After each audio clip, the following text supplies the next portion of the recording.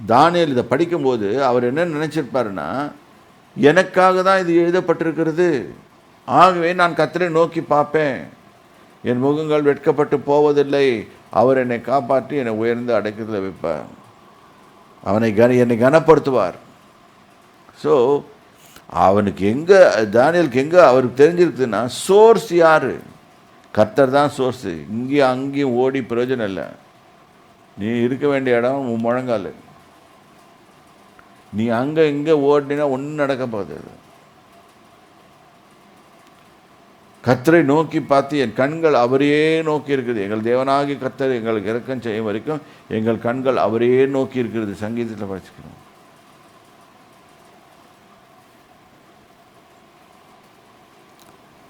அடுத்த வசனத்தை வாசிப்போம். நீடித்த நாட்களால், பார்த்தீங்களா, நீடித்த நாட்களால், ஷார்ட்ல விடல. அப்படின்னா no accident, no problem, no suicidal thoughts, no nothing.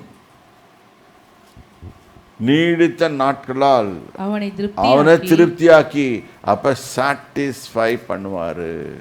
அப்போ என்னை சாட்டிஸ்ஃபை பண்ணுறதுக்கு ஒரே ஒரு ஆளாக தான் முடியும், அது தேவனாகிய கர்த்தர் தான்.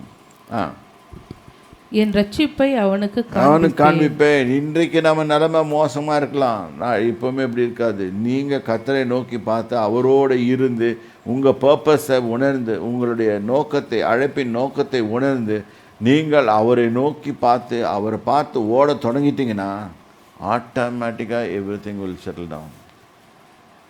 இன்றைக்கி ப்ராப்ளம் என்ன தெரியுமா? நம்ம இஷ்டத்துக்கு நம்ம செய்துடுறோம். கர்த்தர் இதில் உடன்படுறாரா இல்லையான்னு தெரில. நம்ம இஷ்டத்துக்கு நம்ம செய்துட்டு ஏன் கர்த்தர் என்னை கைவிட்டார்? அப்புறம் ஆண்டவருக்கே லஞ்சம் கொடுக்குற மாதிரி ஒரு எலுமிச்சம்பழத்தையோ இல்லாட்டி ஒரு இதையோ கொண்டு போய் ஒரு காணிக்கை போட்டு தப்பிச்சிடலாம் நினைக்கிறோம். No, it's not going to work like that. God needs your faith. அவருக்கு உன்னுடைய விசுவாசம் தேவைப்படுது. என்னை நம்புறியா, வா, உன்னை காப்பாற்றுறேன். அதான் போட்டிருக்கு. தேவஜன கொஞ்சம் யோசனை பண்ணி பாருங்க, எப்படி இதெல்லாம் நடக்குது. It's easy written, everything is written very easily, but we can live easily also, but we don't live easily because we don't want to listen to the Lord God. We take him lightly. நான் போயிட்டேன், கோயிலுக்கு போயிட்டேன், உட்காந்துட்டேன், 2 கை தட்டினேன், பாட்டு பாடினேன், pastor நல்லா, நீங்கள் நல்லா இருக்கிறீங்க அப்படின்னு சொல்லிட்டாரு. Sorry, that appreciation should not come from your pastor, it should come from your God.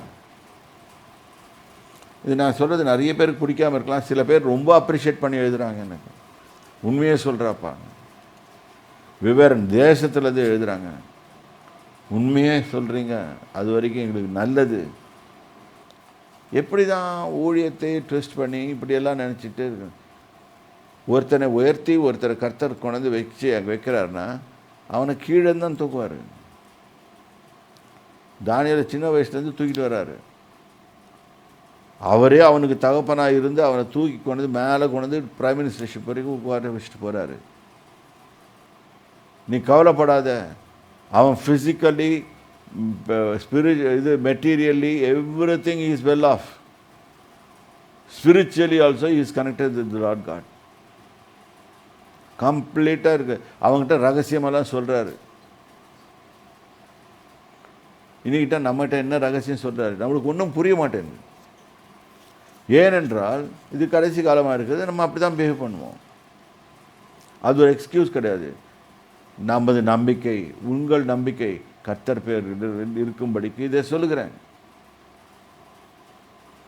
அப்போ யோசனை பண்ணுங்க, இந்த 3 வசனத்துக்கும் இது அதுக்கு முந்தின வசனங்களும் சரி. அப்போ நான் என் தேவன் மீது நான் எவ்வளோ நம்பிக்கை வைக்க வேண்டும். அவர் எல்லாற்றிலிருந்து என்னை காப்பாற்றி கொண்டு வைப்பார். நான் ஃபர்ஸ்ட் ஆஃப் ஆல் அவர் என்னை அழைத்ததை நோக்க ஒரு நாள் போடுங்க முழங்கால். ஃபாஸ்டிங் போடுறீங்களே அதை வேஸ்டிங் ஆக்காதீங்க. ஒரு நாள் ஃபுல்லாக உட்காந்து ஆண்டவரே நீ என்னை அழைத்ததற்கான நோக்கம் என்ன அப்படின்னு அவர் கேளுங்க. ஆவியானவர் விளக்கி சொல்வார், இதுதான்டா நான் உனக்கு வச்சிருக்க பர்பஸ், திட்டங்கள். கிங் டேவிடும் 17 வயசுல தான் கூப்பிட்டார் ஆண்டவர். அந்த திட்டத்தை சொல்லிட்டார், நீ ராஜாவாக போகிறேன். அவனுக்கு தெரியும். ஆனால் உடனே கேங்க சேருன்னு இங்கே நம்ம ஒன்று இதில் எல்லா சபைகள்லையும் பார்க்கணும். ஒன்று பாஸ்டர் ஆக்கிட்டான்னு சொல்லிட்டான்னா உடனே அவ்வளோதான். சேர் கொடு, நான் தான் பாஸ்டர். மைக்குக்கு நேராக ஓடுவாங்க. அதெல்லாம் விட்டுடுங்க. கற்றுக்கோங்க ஃபஸ்ட்டு என்னன்ட்டு. ஒரு மெய்ப்பன் சொன்னால் ஒரு கஷ்டமான வேலையை செய்கிறான். அதிக ஆக்கினை அடைவோம் என்று அறிந்து அவங்கள் அநேகர் போதகர்களாக போட்டிருக்கு. இதெல்லாம் நினச்சி பார்த்தா பயமாக இருக்கணும் நம்மளுக்கு. பாஸ்டர்னோன்னா ஐயோப்பா. எனக்கு ஒரு முறை போபாலில் நான் ஊழியர் செய்து கொண்டு வந்தபோது ஒரு பாஸ்டர் என்னை கூப்பிட்டார்.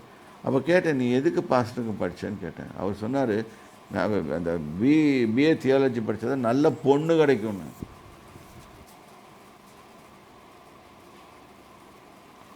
நான் நினச்சேன், ஆண்டவரே ஸ்தோத்திரம். இந்த மாதிரிலாம் இருக்கிறாங்க, இன்னும் இருக்கிறாங்க. இப்போ நான் பேசுகிறது அவங்களுக்கு தெரியாது, நான் தமிழில் பேசுகிறேன், அவங்களுக்கு ஹிந்தி தான் தெரியும்.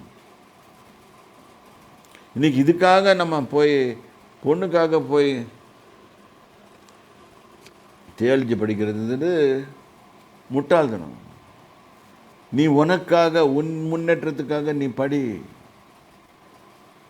வேதத்தை வாசி, அதனால் வரும் நன்மைகளை எல்லாற்றையும் நான் பயன்படுத்துவேன். அவர் என்னக்காக தான் இந்த வசனத்தை எழுதி வைத்திருக்கிறார் என்று கண்டறிந்து படிங்க. முதல்ல அதை விசுவாசிங்க, உணருங்க. என்னுடைய பர்பஸ் என்னன்னு, என்னுடைய நீ அழைத்ததற்கான, இந்த பூமியில் வைத்ததற்கான நோக்கம் என்ன. அப்போ தான் இந்த கேள்வி வருது, ஹூ ஆம் ஐ, நான் யார், நான் எங்கேருந்து வரேன், இங்கே நான் என்ன பண்ணிட்டுருக்கிறேன், எங்கே போகிறேன். இந்த 4 கேள்வி வரும் உங்களுக்கு. வரணும். வரலன்னு சொன்னால் உங்களுக்கு சம்திங் ராங். உங்கள் வாழ்க்கையில் ஏமே இல்லை. இன்னொன்று போட்டிருக்கோம், ஏன் பண்ணாமல் சிலம்பம் பண்ண மாட்டேன்னு. ஐ திங்க் 1 கொரிந்தியர் நினைக்கிறேன்.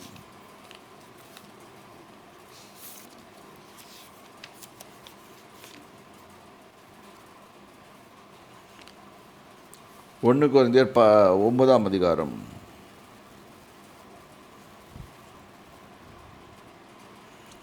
26, 27.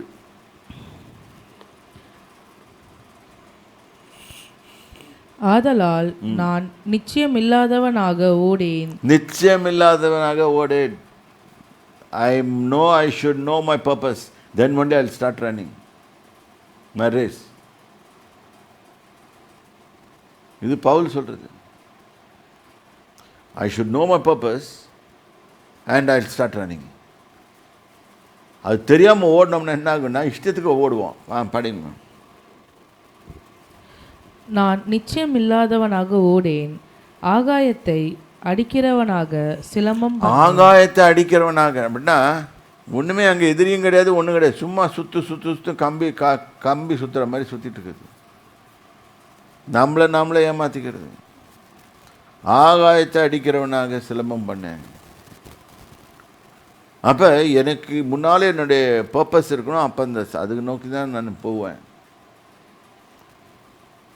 ஆனால் ஒரு செட்டு இருக்குது.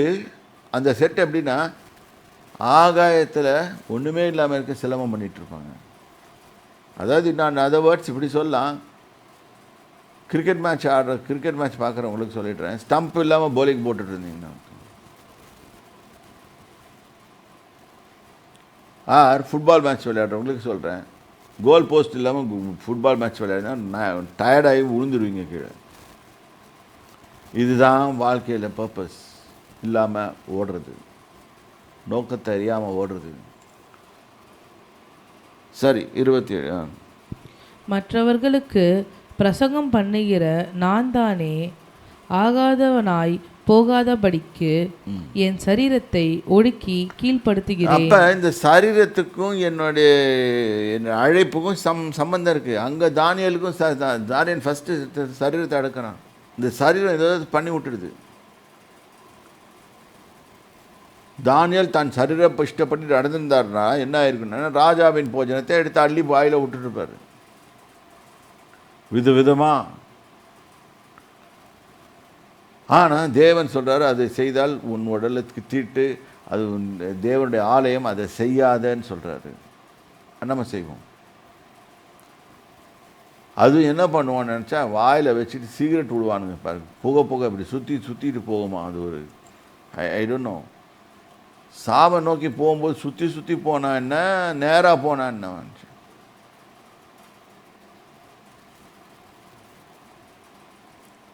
உன் சரீரத்தை அடக்கு, அதுக்காக உபவாசம் போடு. சும்மா புலம்பிட்டு மாரடிச்சுக்கிட்டு இருக்காத. Don't waste your time.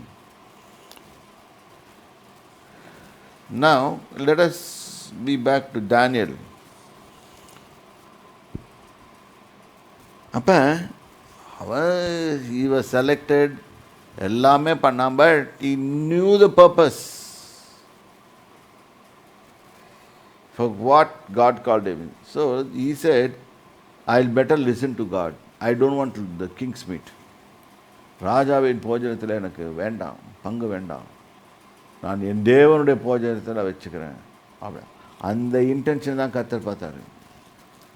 Okay, பையன் மெச்சூர்டாக இருக்கிறான், ரெடியாக இருக்கிறான், இவனை எடுத்து பயன்படுத்துகிறான் அப்படின்னு சொல்லி அவர் பண்ணுறாரு.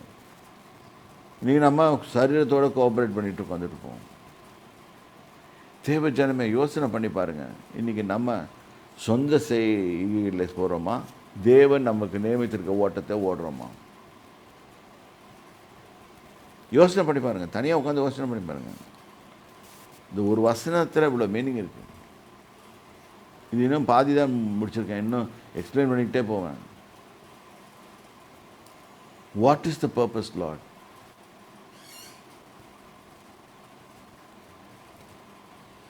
இந்த மாதிரி அவர்கிட்ட கேளுங்க. முழங்கால் போட்டு ஃபாஸ்டிங் போட்டு ஆவியானவர்கிட்ட கேளுங்க. ஃபாஸ்டிங் முடியல, அட்லீஸ்ட் ஜபத்தை பண்ணி தனியாக கேளுங்க.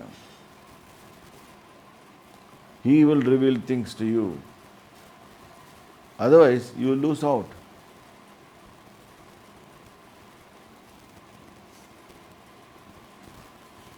அப்புறம் இல்லாட்டி போய் எல்லாத்தையும் முடிச்சுட்டு கல்லறையில் படுக்க போகும்போது ஒன்றும் பேர், பிறந்த தேதி இறந்த தேதி போட்டு விட்ருவாங்க. ஒரு அச்சீவ்மெண்ட்டும் கிடையாது.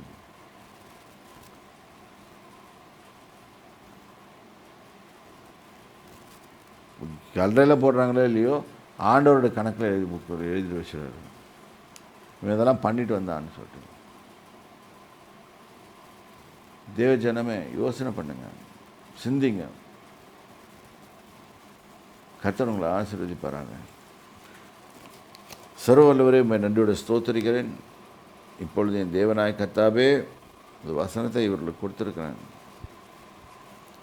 இவர்கள் இதை பிடித்து கொண்டு தேவனை தங்கள் சொந்த ரட்சகராகவும், அதாவது தங்கள் வாழ்க்கையின் வழிகாட்டியாகவும் அவர் தெரிந்து கொண்டு உம்முடைய பர்பஸை அறிந்து அதன்படி நடக்க இவர்களுக்கு கிருபை தாருங்க.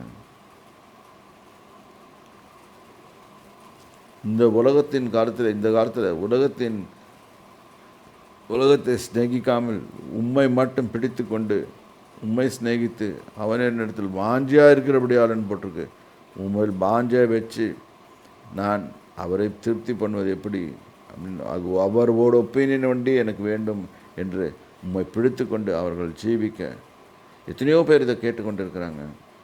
அவர்கள் அத்தனை பேர் நீர் தொடுங்க. ஆவியானவர் தொடுவீராங்க. தேவனுடைய பலத்தக்காரமாக அவர்களை தொடட்டும், மாற்றட்டும்.